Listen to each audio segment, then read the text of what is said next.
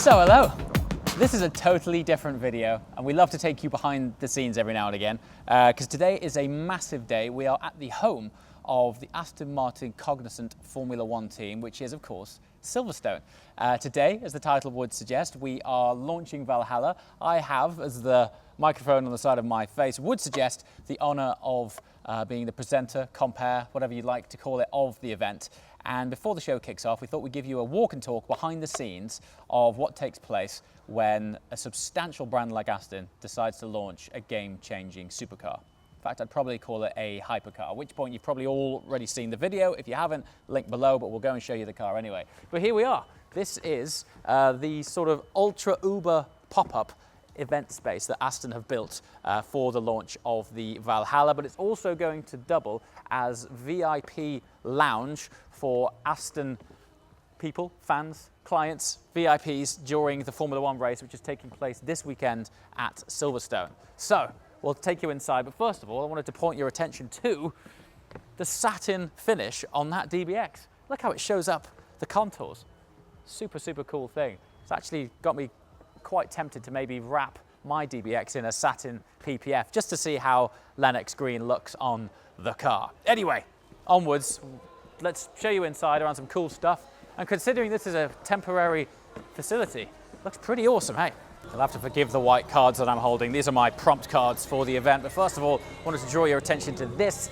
This is one of the coolest simulators going. Obviously designed heavily in collaboration with Aston Martin. They've even gone to the degree of putting the badge, which was originally designed for Valkyrie, on the front of this car. It was designed for Valkyrie because that is actually underneath the lacquer of the paint. It's beautiful. I mean, if I was to hold it like that, it is way thinner than that card. That was originally designed because Adrian Newey didn't want a conventional badge on the front of a Valkyrie because it disturbs, quote, the laminar flow, which is the way that the air flows over the car, such as the attention to detail of a Formula One team. And check it out. I love how compact it is. They're building 150 of these. And the idea is that you can spec it so that it can match your car. So imagine the ultimate garage, man cave, whatever environment you want to put that in, parked up alongside your Valkyrie or whatever car you've got. It's built around a complete carbon fiber tub. What I really like about it is it just takes one cable to get this thing working. It's all built internally inside, so there's no cables hanging around. It's a standalone unit. Drop it down, plug it in, and off you go. Fun fact, it's also modeled on the exact seating position of a Valkyrie. Just awesome stuff. Anyway, it's also playing Silverstone here, F1. What a great environment to have this thing in. And speaking of F1, come and check out the F1 car. Okay, behold, the 2021 Aston Martin Racing Green, not necessarily racing car. The significance of this is, obviously we're at Silverstone for what you arguably say is the home Grand Prix for Aston Martin, but there is a lot of learnings from Formula One that made its way into Valkyrie that has made its way into Valhalla, which we shall show you when we pull off that beautiful Union Jack very shortly. But when you think about the aero learnings that have actually come down from F1, just join me down here. Look at this. It never ceases to amaze me. TV doesn't do these things justice. Look at this, the layers of aero. I mean, what simulation and modelling has taken place to go, do you know what? The most efficient way of flowing the air around this car to create downforce is that shape there. It's absolutely incredible. So I love seeing this because it genuinely does, from a learning point of view, filter down into their flagship hypercar Valkyrie, and then when you see Valhalla shortly, into this car as well, which, take it from me, is very, very cool. And then onwards to more applicable road car applications is the Aston Martin Vantage F1 Edition safety car. This is the actual safety car spec. So if you were to order the F1 Edition, it doesn't come with the roof lights. But in terms of a marketing tactic, really, to see a safety car in the form of a Vantage and the medical car in the form of the DBX on an F1 grid is phenomenal. They're basically in every shot leading up to the beginning of the race as they're doing a formation lap. It's just awesome.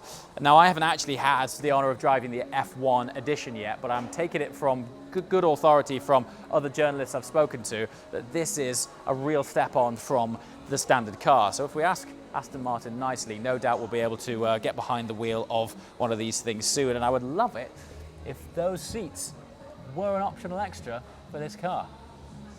Yeah, very cool indeed.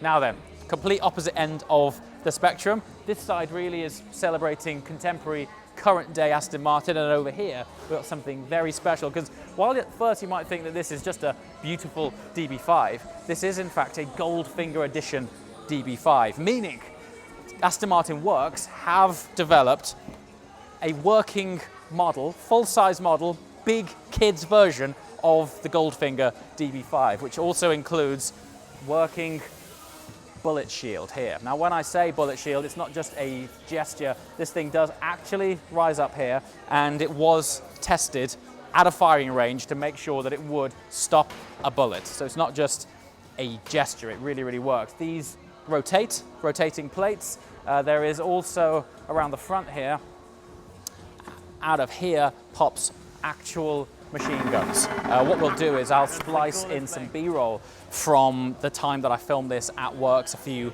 months back, because the thing really, really works. And then on the inside, there's a full retro GPS tracking system, sonar. It's a beautiful thing. And then what Bond car would be complete without an ejector seat? So there is literally a slot here in the roof, which you can remove for demonstration purposes. Should the ejector seat be installed in this, it would dispatch your passenger with quite beautiful precision. Okay, that's a very quick intro and a walk and talk of the VIP here during the Silverstone Grand Prix and Valhalla launch. I've now got to get this in my brain and make sure everyone's welcome when the guests turn up, and then we're going to be on stage with none other than Lawrence Stroll and Tobias Mers, CEO of Aston Martin, to unveil this Valhalla. It's one of those pinch yourself moments, isn't it really? So crack on and we'll catch you afterwards.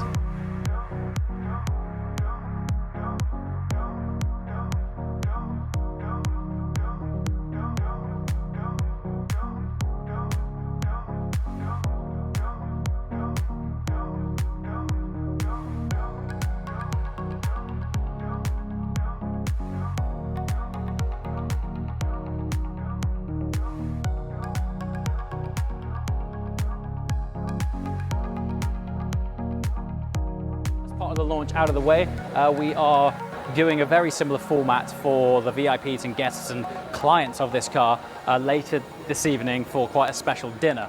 But until then, if you haven't watched the full walk and talk, which is in depth on Valhalla, there's a link below to go and check this out. But while you're here, we'll give you a quick overview. The headline thing, and this for me is where everything filters down from, is Aston are aiming for a 6-minute 30-second Nurburgring lap time with this car, which is absolutely ridiculous. The current production car lap record is the Porsche GT2 RS MR, the Manthey racing car, and that's a 6-minute 40. So by the time this thing hits the track, it needs to shave 10 seconds off that lap time. 10 seconds in racing or in lap times it's an entire decade of time. It's absolutely huge. Now, one of the ways they're going to achieve that is with 937 horsepower. That will ultimately propel this car to 217 miles an hour. One of the headline figures or headline bits of news is that when this launched at Geneva about 18 months ago now, it was originally intended to be a V6, but now, music to everyone's ears, it is a V8. So 937 horsepower is one thing, but the other way that it's gonna try and achieve that ring time is with downforce, of which this generates 600 kilograms of it. Now that wing wouldn't suggest that. You would normally have a colossal wing. That is in part to learnings from Valkyrie, but a vast amount of the downforce actually takes part underneath the car. And when you see, look at the sculpture on this. The side sill sculpture, this whole thing, literally, even in simulation, it's been sculpted by the wind to make this the most aerodynamic, high downforce car it can be in this current platform. It will also have a flat plane crank, so even though it will be using a now familiar AMG 4-litre twin turbocharged engine, fun fact, it is going to be built in the UK by Aston in their own dedicated engine factory. It's just taking the sort of base geometry and foundation of that AMG engine. Phenomenal thing. All-wheel drive, there is this fancy torque split option, so it can be all-wheel drive, it can be 100% rear-wheel drive, depending on what driving characteristics you're looking to achieve. If you're looking to set lap times, just a little bit of front-wheel drive allocated to drag you out after the apex. all in all, it's just a very, very exciting thing. And for Aston, it's somewhat of a monumental moment. This is the first mid-engine supercar that they have revealed since Valkyrie. And while Valkyrie is in the many millions, this is bringing it down slightly into the realms of mere mortals.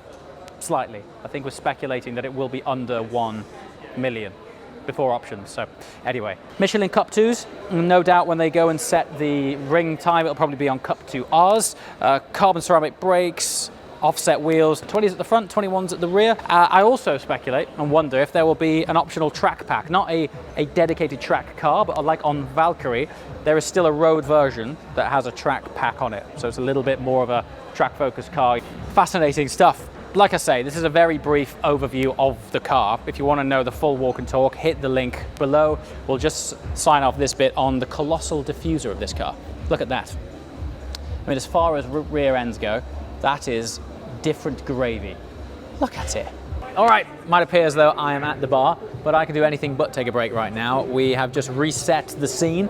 It was media first part of the day. Now it's VIPs, clients, prospects for second half of the day and the evening. So basically, I'm going to do that all over again. But then afterwards, we have quite the posh dinner. In fact, if you look down there, you'll see that the whole interior of this place is transformed into effectively dining room.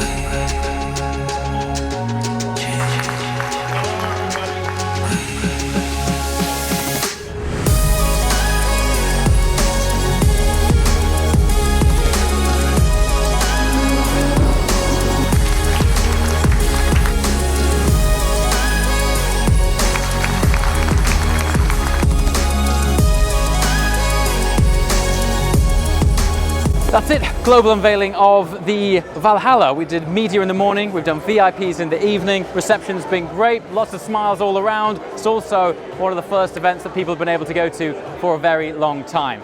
And on that note, I believe they call that a wrap. As always, thanks so much for watching. We shall see you next time. Ciao.